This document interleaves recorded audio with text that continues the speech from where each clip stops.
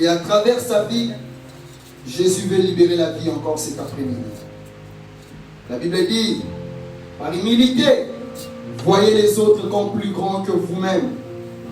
Et cet homme que je voudrais inviter à venir partager la parole est notre frère, est notre ami, est notre partenaire dans l'œuvre. Et nous voulons, bien-aimés, écouter Jésus-Christ par le Saint-Esprit parler à travers notre frère. Voilà pourquoi, bien-aimé, j'aimerais que tu puisses parler 30 secondes juste à Dieu. Dis, Seigneur, fais des prières sincères si tu veux voir Dieu agir dans ta vie.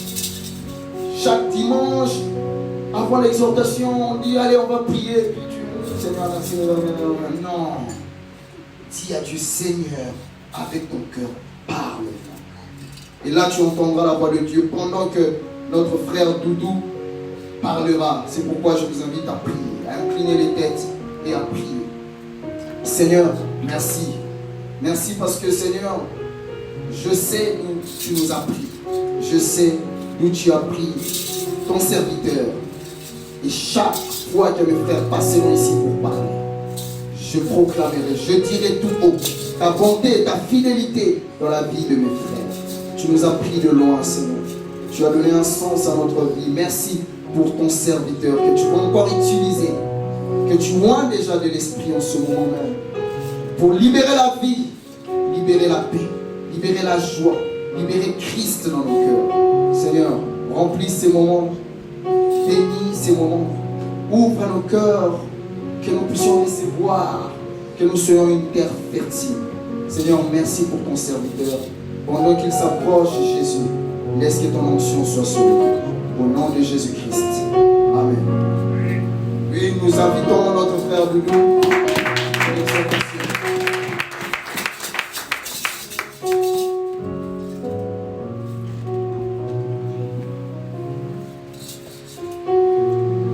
Amen. Amen. Alléluia. Amen. Est-ce que nous sommes dans la joie? Amen. Est-ce que cet après-midi, quelqu'un est dans la joie d'être dans la maison du Seigneur? Amen. Amen. Si nous sommes dans la joie, acclamons très fort pour notre grand droit. Ce qui nous a permis d'être là. Oui, bien-aimés, je sais qu'on vient de prier, mais la Bible dit prier sans cesse. C'est important de s'abandonner tout premièrement entre les mains de Dieu. Parce que quand je parle, je ne parle pas de ma part, mais je parle de la part de Dieu. C'est pour ça que nous allons prier pour encore une fois de plus m'abandonner entre les mains de l'Esprit. Que le frère Doudou que vous connaissez puisse disparaître, que l'Esprit de Dieu puisse prendre possession de lui. Parce que en passant devant, on ne cherche pas notre propre gloire, on cherche que la gloire puisse revenir à notre Seigneur Jésus-Christ. C'est pour ça, prions encore, abandonnons ce moment au nom de Dieu.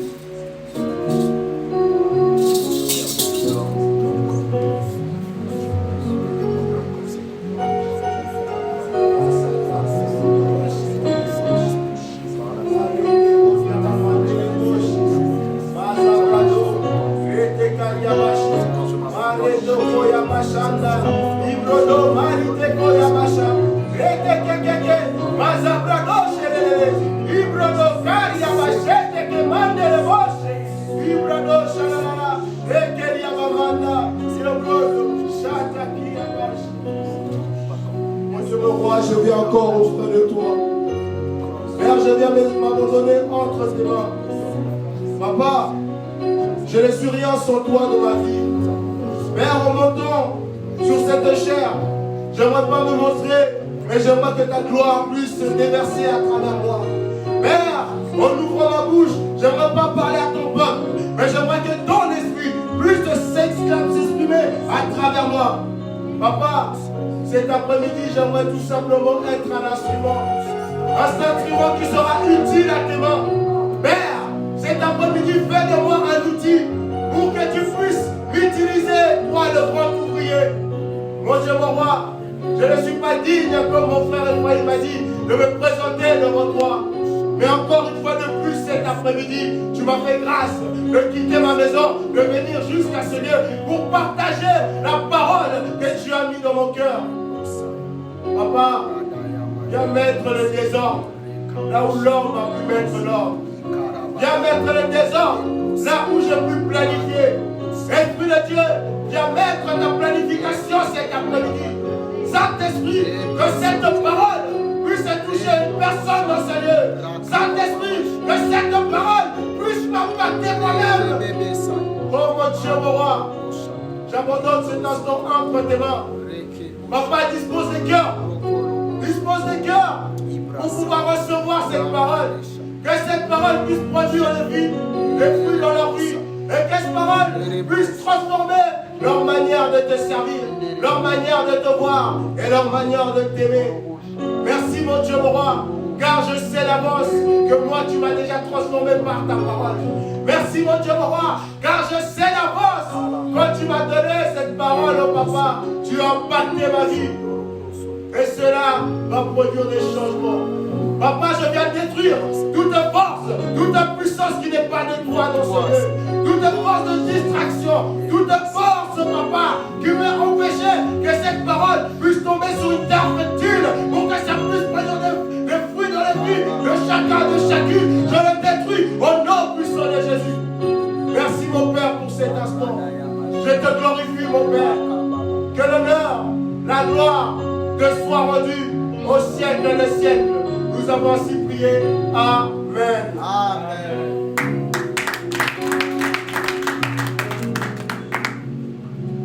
Amen. Amen. Oui, frères et sœurs, je suis encore une fois de plus dans la joie de pouvoir être dans ce lieu, venir sur cette chair et partager la parole de Dieu. Pour cela, j'aimerais encore honorer l'homme de Dieu, le pasteur Rifam Ayou. Parce que, comme je le dis toujours, et je ne cesserai jamais de le dire, sans cet homme, je ne serais pas là. Sans cet homme, je ne serais pas debout en train de vous parler du Seigneur. Oui, Amen. Nous allons directement rentrer dans notre parole de cet après-midi.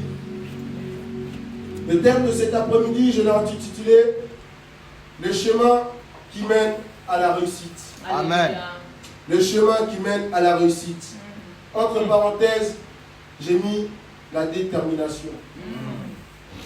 En réalité, si je devais mettre un thème vraiment pour cette exhortation, je mettrais tout simplement la détermination. Mais j'ai compris que le Saint-Esprit m'a montré que la détermination, c'est seulement un outil qu'il a mis pour nous pour arriver à notre réussite. Amen. C'est pour ça que le thème s'appelle le chemin qui mène à la réussite. Parce que quand on regarde toutes les personnes, les grandes personnes de ce monde, les grandes personnalités, pour arriver là où ils sont arrivés, ils devaient avoir une détermination infaillible pour pouvoir arriver là où ils sont. Et si nous regardons l'exemple de notre Seigneur Jésus-Christ, lui aussi il a emprunté un chemin, le chemin de la croix. Et nous sur cette terre, on emprunte le chemin qui va nous amener à notre réussite. Et le Seigneur Jésus-Christ, quand il a emprunté ce chemin qu'il a mené à la croix, beaucoup de gens pensaient que ce chemin le ramenait à sa mort. Beaucoup de gens pensaient que ce chemin qu'il empruntait, quand il portait lui-même sa croix, quand on était en train de le fouetter, quand on était en train de l'insulter, quand on était en train de le cracher dessus, beaucoup de gens disaient, ah regardez cet homme, il prend un chemin qui le ramène à sa mort. Mais en fait, en réalité, ce que ces hommes et ces femmes ne savaient pas, c'était ce chemin qu'il était en train d'emprunter, était tout simplement en train de l'amener à sa réussite. C'est pour ça que j'aimerais, par cette exhortation, que cette exhortation puisse aussi te ramener sur un chemin qui te ramènera à ta réussite. Amen. Amen. Sans plus tarder, nous allons lire dans le livre de Matthieu, Matthieu chapitre 15, versets 21 à 28. Si quelqu'un est à la page, peut lire pour la gloire de Dieu. Matthieu chapitre 15, versets 21 à 28. Matthieu chapitre 15, verset 21, verset 28. Amen. La Bible déclare, Jésus étant parti de là, se retira dans le territoire de Tyr et de Sidon.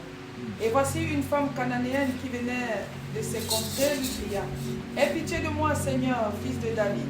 Ma fille est cruellement tourmentée par le démon. Il ne lui répondit pas un mot et ses disciples s'approchèrent. Ils lui dirent avec instance, renvoie-la car elle crie derrière nous. Il répondit, je n'ai été envoyé qu'aux brebis perdues de la maison d'Israël. Mais elle vint se prosterner devant lui, disant, Seigneur, secours-moi. Il répondit, il n'est pas bien de prendre le pain des enfants et de le jeter aux petits chiens. Oui, Seigneur, dit-elle, mais les petits chiens mangent les miettes qui tombent de la table de leur maître. Alors Jésus lui dit, femme, ta foi est grande, qu'il te soit fait comme tu veux. Et alors même, sa fille fut guérie. Amen. Amen, amen, amen. Amen. Oui, nous connaissons tous cette histoire de la femme cananéenne.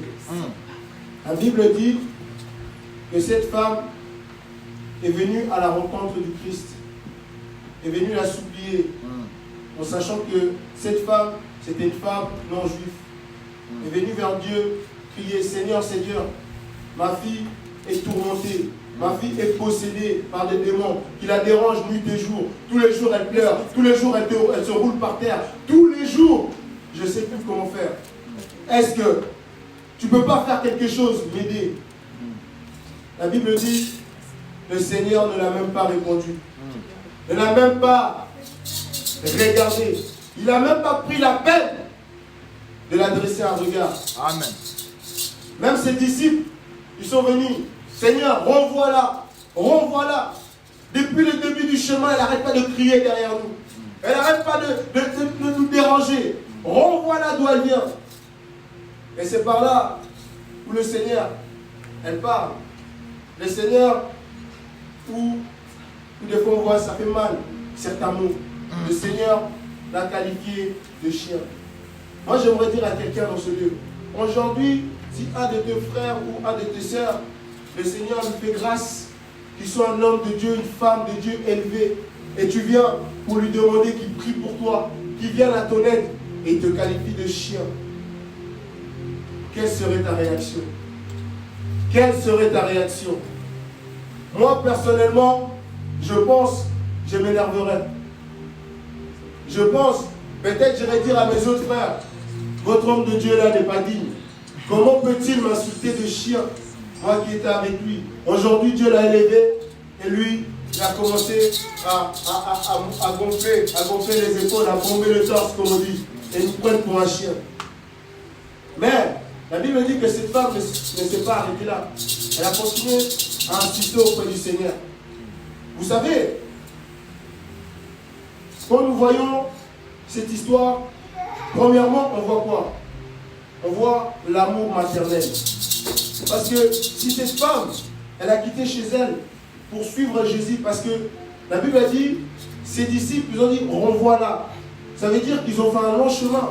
Durant tous ces chemins, elle était derrière en train de suivre Jésus. Maître, aide-moi. Maître, fais quelque chose pour ma fille. Maître, aide-moi. Là, ça montre quoi? Que l'amour que la mère portait sur sa fille, ça lui faisait passer au-delà des critiques, au-delà des injures. Elle était prête à tout sacrifier totalement tout, pour que sa fille soit guérie. Pourquoi? Parce qu'elle a porté sa fille 9 mois dans son ventre. Nous les hommes, on ne connaît pas cette douleur de porter un enfant. 9 mois dans le ventre, de l'enfanter. Et après, on voit que notre enfant a des problèmes. Notre enfant a des soucis. Ça te fera mal. Parce que ton enfant fait partie de toi. C'est une partie de toi. Là, nous voyons que l'amour de cette femme, c'était comme un moteur d'activation. L'amour de cette femme pour sa fille, c'était un moteur d'activation pour sa foi. Par là, je veux dire quoi? Beaucoup d'entre nous, des fois, nous traversons des moments difficiles. Beaucoup d'entre nous, des fois, nous voulons atteindre un objectif. Mais sauf qu'il nous manque quelque chose. Il nous manque un moteur. Il nous manque quelque chose qui va activer cette détermination-là. Parce que moi, je serais rentré chez moi depuis. Mais cette femme, comme elle était déterminée, elle voulait sa solution, elle voulait la guérison pour sa fille. Elle était obligée de suivre Jésus. Parce que si nous lisons dans le verset 24, la Bible dit, il répondit, je n'ai été envoyé qu'aux brebis perdues à la communauté d'Israël. La femme l'a dit, maître, aide-moi. Jésus lui a répondu, je t'ai envoyé pour les enfants d'Israël. Mon cœur l'a dit, je t'ai envoyé pour les juifs, pas pour les non-juifs. La femme était non-juive. Donc Jésus a dit, voulu dire quoi? Par là, je ne peux pas t'aider. Par là, laisse tomber. Mais là, nous voyons que la volonté de Dieu était de ne pas guérir cette femme, l'enfant de cette femme. La volonté de Dieu était de ne pas prêter attention à cette femme. Donc cette femme, en venant auprès de Christ, en demandant de l'aide, cette femme s'opposait contre la volonté de Dieu. Je ne sais pas si je me fais comprendre. On dit que nous devons faire la volonté de Dieu. Mais cette femme est venue s'opposer contre la volonté de Dieu. Qui aujourd'hui peut se lever et s'opposer contre la volonté du Tout-Puissant? Personne. Mais cette femme l'a fait. Pourquoi cette femme l'a fait? C'est ça la question. Non? Mais pourquoi cette femme s'est opposée contre la volonté de Dieu? Cette femme s'opposait contre la volonté de Dieu parce qu'elle savait que Jésus était son dernier espoir. Le seul espoir de sa vie, c'était Jésus. Vous savez, Jésus était son seul espoir. Et nous voyons des fois, il est difficile d'être déterminé dans la prière quand on croit qu'il y a encore des solutions humaines. Exact. C'est ça qu'on appelle un plan B. En fait, toi, tu es là en train de prier, mais en fait, au fond de ta tête, tu penses déjà, ah, il y a un docteur là-bas, si je vais le voir, tu peux guérir ma fille. Toi, tu dis, ah, Seigneur, fais-moi grâce que je trouve du travail. Tu dis, il y a mon ami là, lui, il est patron d'entreprise, si je vais vers lui, il peut me prendre. Toi, tu es en train de prier, mais tes prières, au lieu que ça soit focalisé vers Jésus, tes pensées, toi, ils sont focalisés vers ton plan B. Et beaucoup d'hommes et femmes dans la vie ne réussissent pas à atteindre leurs objectifs parce qu'ils ont des plans B. Dans notre vie, nous devons seulement avoir un plan A. Yes. Amen. Notre plan A, il doit être notre plan B jusqu'à Z. C'est le seul plan. Le seul plan que nous devons avoir dans la vie, c'est Jésus-Christ. Parce que quand nous détournons notre regard vers Christ, c'est là où la solution arrive. Quand nous détournons notre regard vers Jésus, c'est là où nous pouvons arracher notre solution. C'est pour ça que cette femme, elle a eu l'audace de s'opposer contre la volonté de Dieu. Parce que cette femme, dans sa vie, elle n'avait pas de point B. Elle avait seulement un point A qui était Jésus-Christ de Nazareth. Même si on l'a qualifié de chien, on l'a qualifié, on a dit, on ne peut pas prendre le pain destiné aux enfants pour le donner aux chiens. Amen, amen. Moi, j'aime la réponse de cette femme. Cette femme répondit à Christ. Au verset, avant de venir même là, on va lire le verset 26.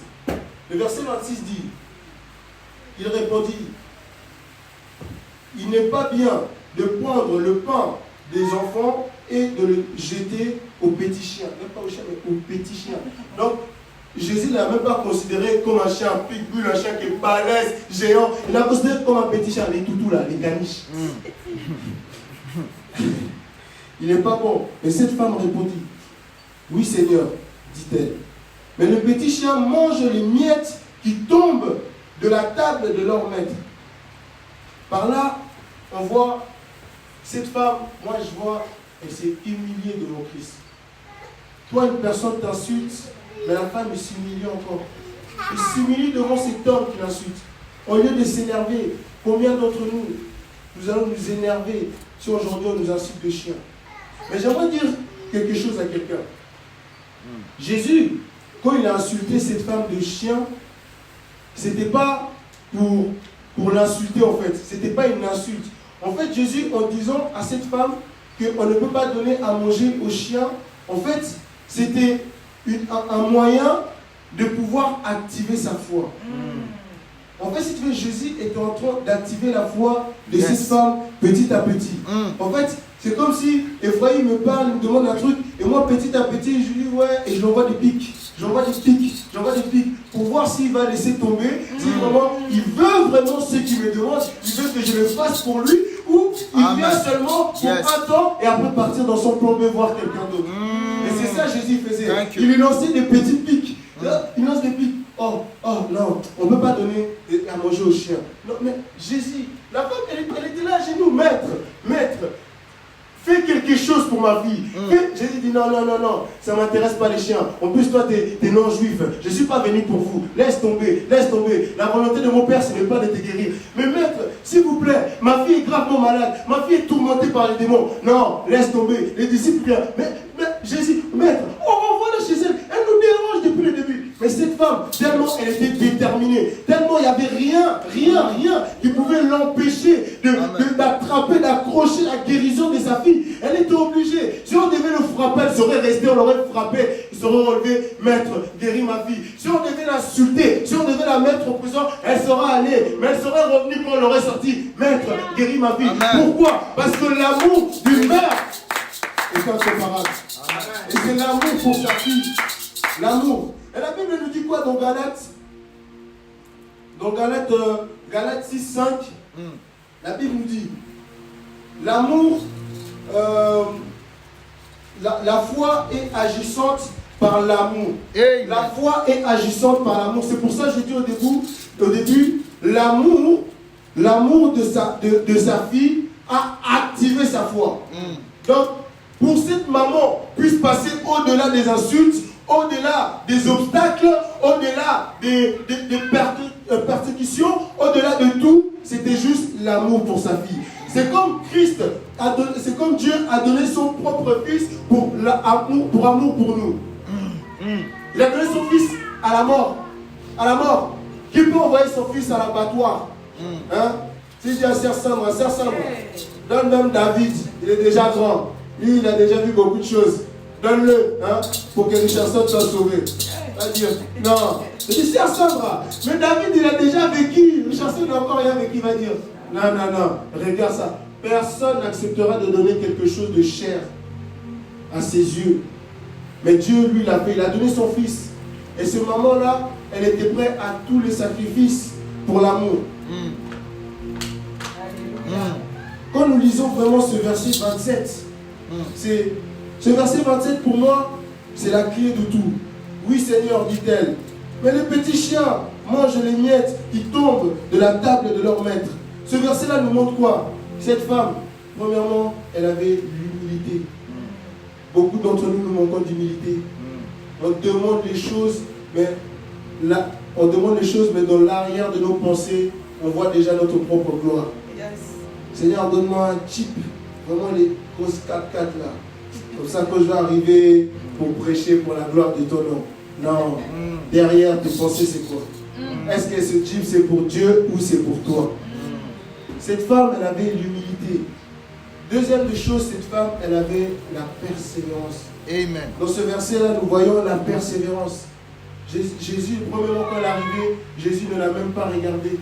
Il n'a même pas répondu, mais elle a continué. Ses disciples ont dit rentre chez toi, mais elle a continué. La persévérance. Combien d'entre nous, quand on prie pour un problème, on ne trouve pas la solution, on laisse tomber? Combien d'entre nous, aujourd'hui, on met les genoux à terre pour prier, demain on fait la même chose, le lendemain la même chose, on arrive au 4e jour, on dit ah, il n'y a rien qui se passe, on laisse tomber. On n'a pas de persévérance. Mais cette femme l'avait. La troisième chose qu'elle avait, cette femme, un des clés, la détermination. Vous savez, la détermination, c'est la capacité de ne pas se détourner, mais de tenir ferme face à toute forme d'opposition.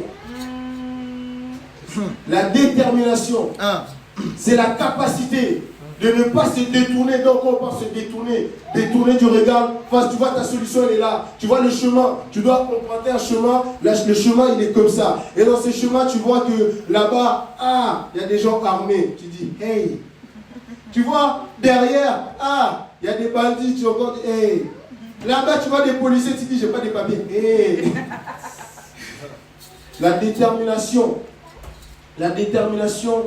nous aidera à ne pas regarder les souffrances.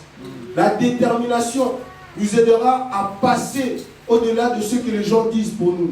Beaucoup d'entre nous, moi le premier, quand il arrive, nous tombons, nous ne voulons plus revenir servir Dieu. Pourquoi? Parce qu'on voit tous les regards qui seront braqués sur nous. On voit tout ce que les gens diront sur nous. Ah, c'est frère, il était avec moi la dernière fois en soirée. On était là en train de danser au boîte de nuit. Aujourd'hui, c'est lui qui vient nous prêcher. Là, tu dis, ah, moi, si je retourne là-bas, je vais me faire la vie. Sur les réseaux, on va dire, pasteur qui aime les boîtes. Tu vas être surnommé de tous les noms. Donc, si tu as la détermination, quand tu auras la détermination, tu verras seulement la réussite.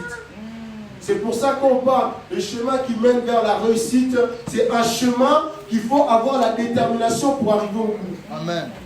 C'est comme aujourd'hui, Dieu t'appelle à le servir. Il te dit tu seras un grand homme dans le Seigneur. Mais il ne te montre pas par quelle opposition tu vas passer. Il te dit il y a un chemin. Mais il ne te montre pas par quel obstacle. Il ne te montre pas qu'est-ce qu'il y aura sur ta route. Mais il te promet une chose. Qu'au bout du chemin, il y a la réussite. Alléluia. Amen. Et pour cela, pour arriver au bout, il faut avoir la détermination. Alléluia. Moi, je dirais la dernière chose pour pouvoir arriver au bout de ce chemin, le pasteur nous dit souvent, c'est la discipline. La discipline de la vie d'un homme, d'une femme, c'est très important. Aujourd'hui, tu peux décider, je vais prendre l'exemple de moi-même. On était vendredi, j'étais au travail, il était midi 40. Il y a un d'un autre corps de métier, un plaquiste, il m'appelle. Appelle-moi, Doudou, t'es où? Je fais, ouais, là, je suis vers les immeubles. Il fait, viens, on fait grillade, viens manger, boire.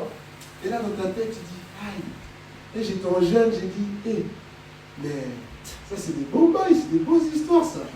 Là, manger. Mais après, l'esprit m'a dit, non. Sans la détermination, tu casses ton jeûne. Je vais aller là-bas. Peut-être à la fin du jeûne, Dieu m'avait prévu quelque chose de grand. Toi, tu allais aller juste pour manger, histoire même de 20 minutes parce que tu devais reprendre le travail. Et toi, tu vas manger pour cacher ton jeûne. J'ai dit non, je ne peux pas.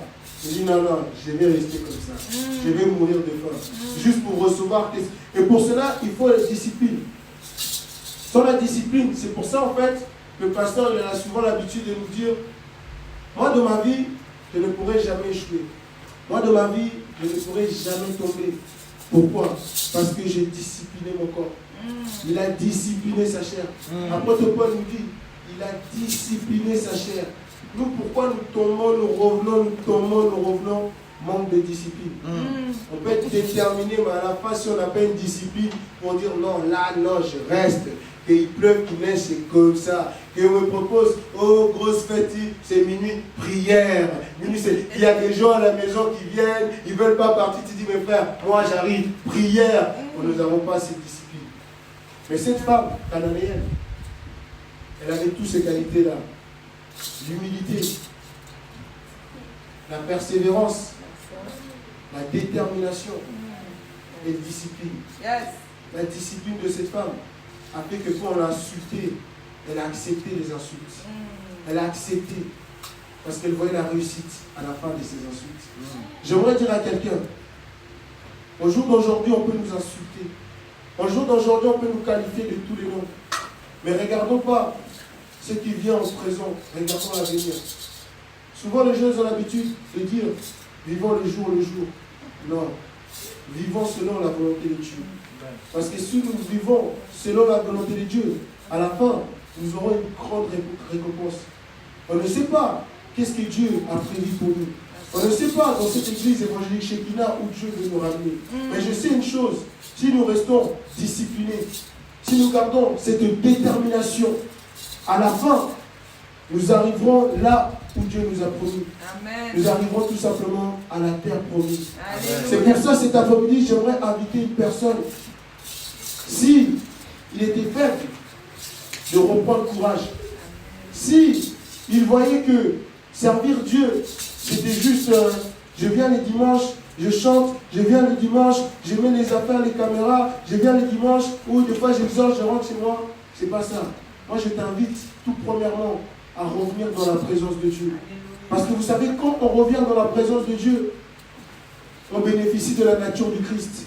La nature du Christ t'apportera tout ce que tu as besoin, tous les outils que tu as besoin, il te mettra dans ton bagage. Il te mettra l'humilité si tu étais un nerveux. Il te mettra l'amour si tu étais quelqu'un, tu détestais les gens. Il te mettra le calme si tu étais un colérique. Il te mettra le tact de savoir comment parler aux gens. Il te mettra la sagesse. Il te donnera tout. Mais pour pouvoir recevoir tout ça, il faut rentrer dans sa présence. Bien-aimés, je vous invite à revenir dans la présence du Christ. Amen. Bien aimé, je vous invite, si tu es fatigué, de se lever. Alléluia. Il faut savoir, quand on se lève, on n'est pas seul. Parce que quand tu te lèves, parce que vous voyez que des fois qu'on tombe, on oublie, on est tombé, mais quand on est tombé, on a laissé des gens qui étaient debout. C'est pour ça qu'on vous invite à vous élever, on vous invite à rejoindre un groupe pour pouvoir vous aider à continuer sur ce voie. Alléluia. C'était le message que le Seigneur a mis dans mon cœur. Que Dieu vous bénisse abondamment. Amen. Oui. Gloire à Dieu, gloire à Dieu. Amen. Nous allons sans plus tarder inviter la chorale pour les offrandes. Et je te remercie mon frère pour ce message, que Dieu te bénisse, que Dieu nous aide à travers cette parole à la mettre en pratique, à chercher encore une fois de plus le chemin de la réussite. Alléluia. Le chemin de la réussite, frères et sœurs. Merci pour ce message, mon frère, sois béni. Oui, nous invitons la chorale à venir. Nous allons offrir à notre Seigneur Jésus-Christ.